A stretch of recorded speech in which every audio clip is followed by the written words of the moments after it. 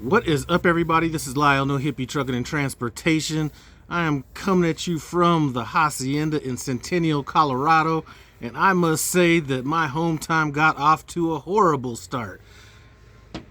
Now, that was a couple days ago, but we're making it a little bit better right now with this Knob Creek bourbon that my son got me. Notice how I got that pinky out like that. So, I also want to give you guys a tip that one of my drivers said I should put out on YouTube. So, Jan, this one is your suggestion. But how did it get off to a bad start?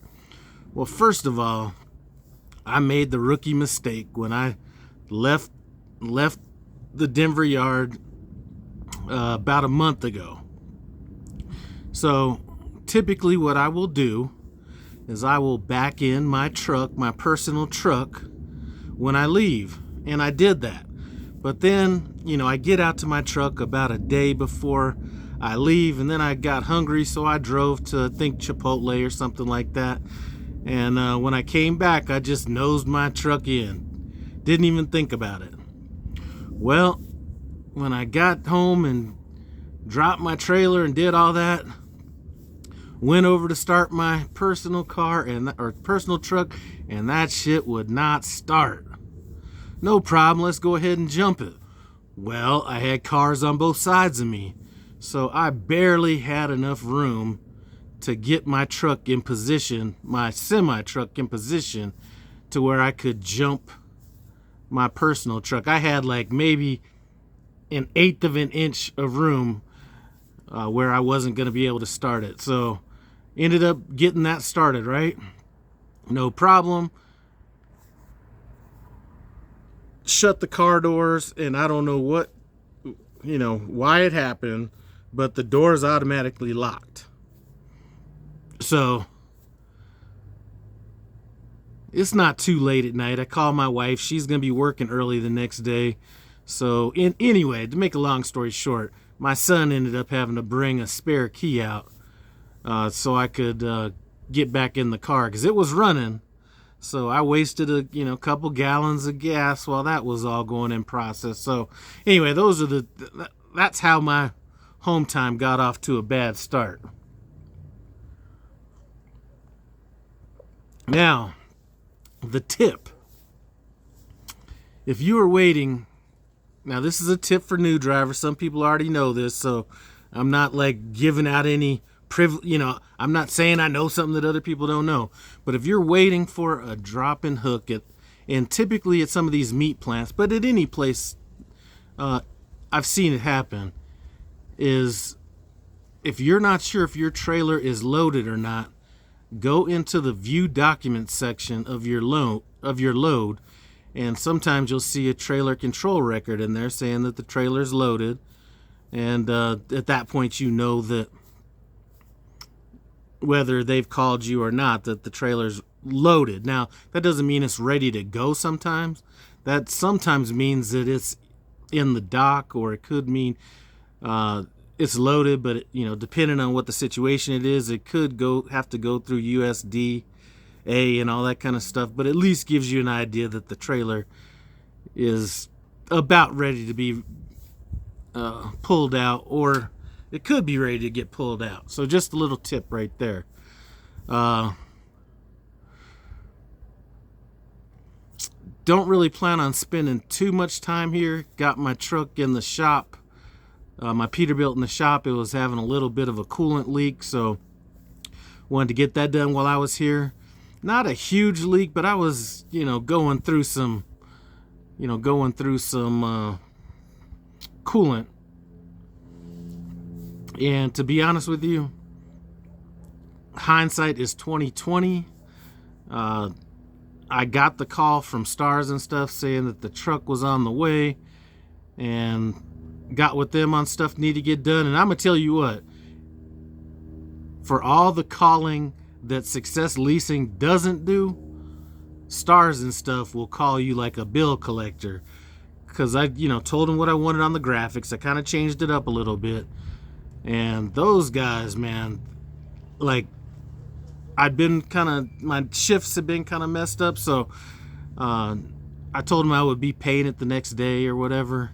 And I'm telling you, those guys were calling like I'd missed out on paying a bill or something like that. So anyway, had I known that that truck was going to be coming in as soon as it is, I probably would not be taking this time off right here. I'd have probably waited till the truck came in, got the other driver positioned in that truck, then came and taken some home time. I mean, it's coming at the worst possible time. It'll probably be ready to go in a week or so. You know, they say they like you to take no longer than 2 weeks to come in and get the truck, which will probably put me around the 21st. I was hoping to maybe sneak in a holiday party at the same time, but it doesn't look like that's going to happen unless, you know, they stretch it out and it takes a while for things to get done out there. So anyway, that's what the deal is on that.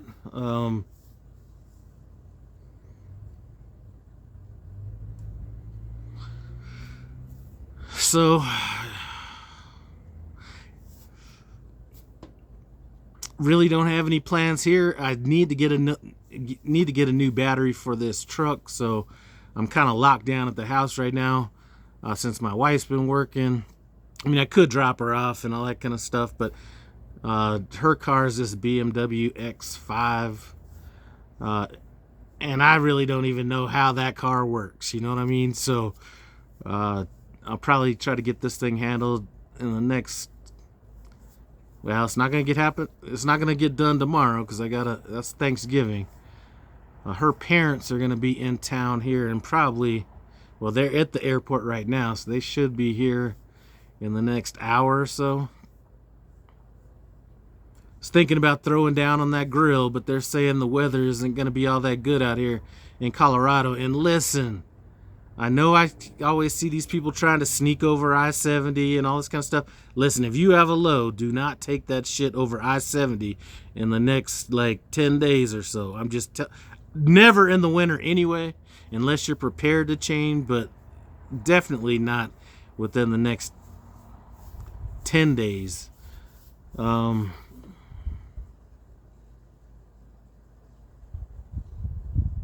Shit, I think that's about all I gotta talk about right now.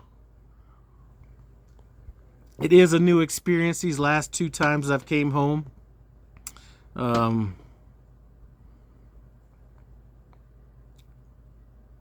You know, my daughter and her man have moved in.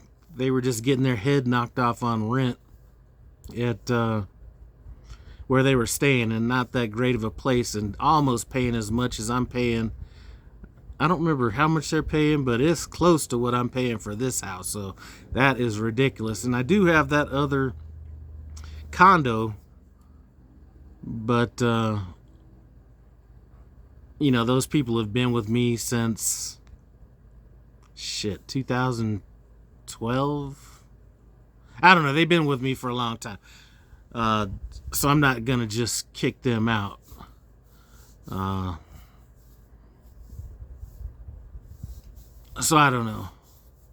Maybe it might be time to look at a property and another property and move them into it or something. You know, I know that us Gen Xers like to talk shit about all the stuff that we went through and all this kind of stuff, and you know, everything's relative, but for me to see my daughter going through all this in this economy. Now, personally, I left California, you know, because I stayed out in California. I know I'm rambling, sorry. Some of you guys are just listening while you drive, so this is good. But, you know, I stayed out in California after I got out of the Marines. And the only reason I moved back to Colorado was I looked at that real estate market way back when and said, you know what, I don't want to be 40 years old with a roommate, so I moved back out to Colorado. So I would probably not have a problem with her thugging it out if she was on her own, but with the kid and all that kind of stuff, at some point, you know, I got to look at why I do what I do, and sometimes that might be helping other people out. So I'm not sure if I'm gonna do that yet or not. I got my own stuff. I gotta, I got things that I need to take care of. Last year was not the best year in the world, and that happened to be the year that my wife was like, you know what, this job is too stressful. Let me just do something else. So boom, she cut her income in half, and then it was like, okay, well, let's get this deck. So $35,000 for a deck, but then that didn't even come into play till after, or actually, I didn't know she was quitting her job till the deck was already, we'd already put money down to get that done and everything. And anyway, it kind of put us in limbo on a few home renovation things that we had in plan. So those have kind of been stalled. So I'm not sure how it's going to work out. I'm not co-signing on no fucking apartment, so that's not happening. But if I can make it happen to where I buy something and have them move in and make the payment, or whatever, then I might do that. Anyway, I've rambled on long enough. Really, I know some of you guys are like, damn, I know one person out there is at least saying there's another Prime driver out there with the most boring videos. You know what, I get it. I just try to stay positive, and this may not be the video, but I try to actually bring a little bit of value, if for no other reason than bringing perceptions, changing people's perceptions that things aren't what makes you wealthy and things like that. Anyway, not that I'm calling myself wealthy or anything like that, but we're doing all right. But anyway, damn, there was something else I wanted to talk about, but I got rambling so much on this that I forgot what I was going to say. Let me think about it for a second.